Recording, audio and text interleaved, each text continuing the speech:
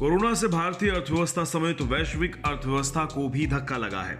इस महामारी की वजह से कई महीनों तक काम धंधे ठप रहे हैं। अभी तक दुनिया भर में लाखों लोग नौकरियों से हाथ धो चुके हैं। तमाम कंपनियां छटनी या कर्मचारियों की सैलरी में कटौती कर रही हैं।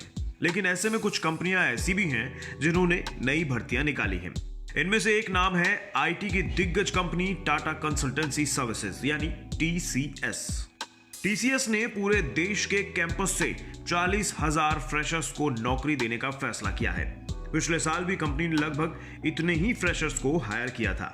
इस साल कंपनी की भर्ती इस लिहाज से भी महत्वपूर्ण है क्योंकि कोरोना संकट के बीच आर्थिक संकट से जूझ रही तमाम कंपनियां छटनी कर रही हैं। लेकिन टीसीएस ने अपनी भर्ती योजना में कोई कटौती नहीं की है। इतना ही नहीं, टीसीएस ने अमेरिका में कैंपस प्लेसमेंट इस साल दोगुना करके कम से कम 2000 करने का फैसला लिया है। टीसीएस के सीईओ राजेश गोपीनाथ ने हाल ही में कहा था कि मांग के सकारात्मक माहौल को देखते हुए कंपनी लेटरल हायरिंग की धीरे धीरे शुरुआत कर रही है।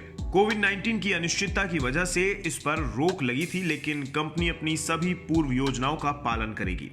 वहीं अगर बात मुनाफे की करें तो पिछले हफ्ते जारी नतीजों के अनुसार टीसीएस का अप्रैल से जून तिमाही में मुनाफा 13% गिरकर महज 7,049 करोड़ रुपए रह गया है। ये काफी हद तक कोरोना से कामकाज को हुए नुकसान की वजह से हुआ है।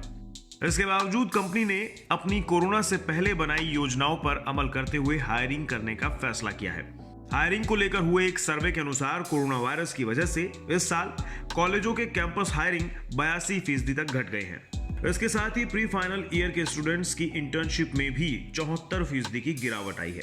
सर्वे के अनुसार करीब 44% जॉब ऑफर के लिए ज्वाइनिंग की तारीख को टाल दिया गया है, जबकि 9% के ऑफर को ही वापस ले लिया गया है। सर्वे में शामिल हुए करीब 33% कर्मचारियों का कहना है कि एम्प्लॉयर उनके जॉब स्टेटस के बारे में उन्हें अब कोई जानकारी ही नहीं दे रहे हैं। कोरोना से कई सेक्टर तो पूरी तरह से बर्बाद होने की कगार पर आ गए हैं, जिसकी वजह से लाखों लोगों की नौकरियां और कई स्टार्टअप्स के सामने चुनौतियां खड़ी हो गई हैं।